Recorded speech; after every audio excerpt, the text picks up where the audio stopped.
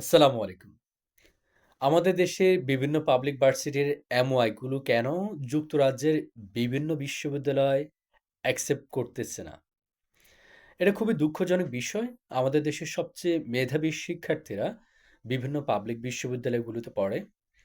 দুঃখজনক হলেও সত্য, প্রাইভেটের অনেক নরমাল ইউনিভার্সিটি যেগুলোর নামও অনেকে শুনে নাই, সেগুলো যেখানে এমওআইটা তাদের অ্যাকসেপ্ট হচ্ছে যুক্তরাজ্য বা ইউরোপের অনেক বিশ্ববিদ্যালয়, আমাদের কেন পাবলিক ভার্সিটির এমওআই অ্যাকসেপ্ট হচ্ছে না? সেটা ঢাকা ইউনিভার্সিটির অনেক ডিপার্টমেন্ট থেকে শুরু করে অন্য অনেক ইউনিভার্সিটি ২, ৪, ৫, ১০ টা ইউনিভার্সিটি ব্যতীত আরগুলোর কোনো অ্যাকসেপ্টই করে না। কেন? প্রথম কথা, ঢাকা ইউনিভার্সিটি বা অন্য ইউনিভার্সিটি জগন্নাথ, জাহাঙ্গীরনগর, চট্টগ্রাম, রাজশাহী, এই ভার্সিটিগুলো কি ফুললি ইংলিশে কনভার্ট হয়েছে ওয়েবসাইট? কারণ একটা ভার্সিটিকে জানার জন্য উচ্চশিক্ষা আ জন্য সহযোগী হিসেবে ফরেন বিশ্ববিদ্যালয়গুলো ১ম এ তাদের ওয়েবসাইট ঢুকে। সেখানে দেখে বাংলা। এখন প্রশ্ন হলো, বাংলা তো আমার মাতৃভাষা, আন্তর্জাতিক মাতৃভাষা। অবশ্যই আমি তাকে রেসপেক্ট করি। কিন্তু বাংলাদেশ, চায়না কিংবা জাপান হয় না যে আপনাদেরকে এখন ইউরোপের দেশগুলো সমীহ করবে, প্রথমত। হ্যাঁ, আপনি বাংলায় ওয়েবসাইট করবেন কিন্তু সেটাখানে আপনি একটা ট্রান্সলেটর থাকলেও সেখানে ক্লিক করলে ইংলিশ চলে আসবে। শুধু সেটা না, এখানে স্টুডেন্টদের ইনফরমেশনগুলো জানার কোনো সুযোগ নেই। স্টুডেন্ট ইউজার অ্যাক্সেস কোনো আছে কিনা নেই। আমার ইউনিভার্সিটিগুলোতে নেই।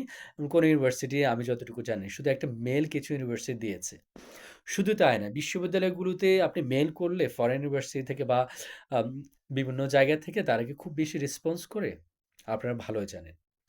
সো এই জায়গাটাই আম আমাদেরকে ভাবতে হবে। শুধু তাই না, আমাদের পাবলিক ভার্সিটির কয়টা ডিপার্টমেন্ট ফুললি ইংলিশ। আমার ডিপার্টমেন্ট ফুললি ইংলিশ। কিন্তু আর্টস ফ্যাকাল্টির কয়টা department English? Dhaka university arts ফ্যাকাল্টির কয়টা ডিপার্টমেন্ট ইংলিশ? সোশ্যাল সায়েন্সের কয়টা ডিপার্টমেন্ট ইংলিশ? বায়োলজিক্যাল সায়েন্সের কয়টা ডিপার্টমেন্ট ফুললি ইংলিশ? ভালো ডিপার্টমেন্টগুলো ব্যতীত অনেকগুলো এখনো বাংলা আ অনেক মডিউল আছে।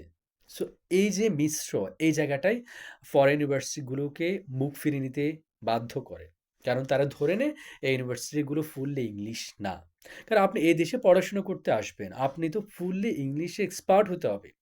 কারণ আমার দেশের পাবলিক ভার্সিটিগুলোর যে টপার ছেলেটা থেকে এদেশের ক্লাস 1-2 র ছেলেমেয়েরা ইংলিশে ভালো বলে। সো তাদের সাথে আপনি কিভাবে এখানে কম্পিট করবেন? সো দ্যাটস ওয়াই, এমনকি আমাদের দেশে যারা IELTS এ আউট অফ 9 পায়, তাদের থেকেও ইন ফরেন এদেশীয় ক্লাস 9-10 এর শিক্ষার্থীরা ভালো ইংলিশে, স্মার্টলি ইংলিশে কথা বলে। সো এই জায়গাটায় মিনিমাম যোগ্যতা হিসেবে ইংলিশের জন্য আপনাকে ইংলিশ মিডিয়াম হতে, মিডিয়াম অফ ইনস্ট্রাকশন মানে ইংলিশ। সো এইজন্য আমাদের পাবলিক ইউনিভার্সিটির সম্মানিত যে শিক্ষকগুলো আছেন, সম্মানিত ভাইস চ্যান্সেলর আছেন, রাজনীতি, নিজের স্বার্থটা বাদ দিয়ে পাবলিক ইউনিভার্সিটিগুলোর সাথে কোলাবোরেশন বাড়ান। অর্থাৎ মেমোরান্ডাম অফ আন্ডারস্ট্যান্ডিং যদি আপনি করতে পারেন, তাহলে আপনার এমওআইটা এই ফরেন ইউনিভার্সিটিগুলো অ্যাকসেপ্ট করবে। না হলে সিলেটের লিডিং ইউনিভার্সিটি এমওআই অ্যাকসেপ্ট করে, বাংলাদেশে ওয়ার্ল্ড ইউনিভার্সিটি এমওআই অ্যাকসেপ্ট করে, কিন্তু বাংলাদেশের টপ লেভেলের পাবলিক ইউনিভার্সিটি এমওআই অ্যাকসেপ্ট কেন করবে না? কারণ সবচেয়ে ট্যালেন্টেড ছেলেগুলো এখানে পড়াশোনা করে এবং ইংলিশে এরা এত খারাপ না। খুব সো এই জায়গাটায় আমাদেরকে একটু দায়িত্বশীলতার ভূমিকা নিতে হবে। বিশেষ করে ওয়েবসাইটটাকে খুব আপ টু ডেট করতে হবে এবং ফুললি ইংলিশ। আপনি ফুললি বাংলা করেন, সেটা ক্লিক করলে যেন ফুললি ইংলিশ থাকে। সো এই জায়গাটায় আমাদেরকে এনশিওর করতে হবে। দ্বিতীয়ত, শিক্ষার্থীদেরকে আমি একটা কথা বলি। কারণ সবচেয়ে ট্যালেন্টেড শিক্ষার্থী তোমরা দেশে। সো তোমরা কেন এমওআই এর উপর, অন্যের উপর ডিপেন্ডেন্ট হয়ে থাকবে ভিক্ষার মতো? যে আমি এমওআইটা অ্যাকসেপ্ট করলো কি করলো না, সেটা তো ইউনিভার্সিটির বিষয়। বাট তোমাকে আইএলটিএস দিয়ে দাও। তোমার তো মেধা আছে। তুমি আইএলটিএস দিলে তো 6 পাবা। আর 6 পেলে তো তোমার জন্য এভেইলেবল ইউনিভার্সিটি অপশন খুলে যাচ্ছে। সো পাবলিক ইউনিভার্সিটি একটা ছেলে আইএলটিএস এ অ্যাটেন্ড করলে 5.5 পাবে। Normal sense. একটু ভালো করে পড়লে 6 পাবে।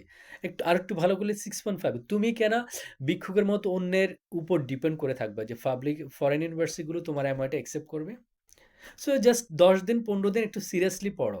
ভার্সিটিতে চান্স পেতে যে ৩ থেকে ৬ মাস তোমরা যুদ্ধ করেছো, সারা দিন-রাত পড়েছো, একটু ১ মাস পড়ো না। তাহলে তো উচ্চশিক্ষার দ্বার খুলে যাচ্ছে।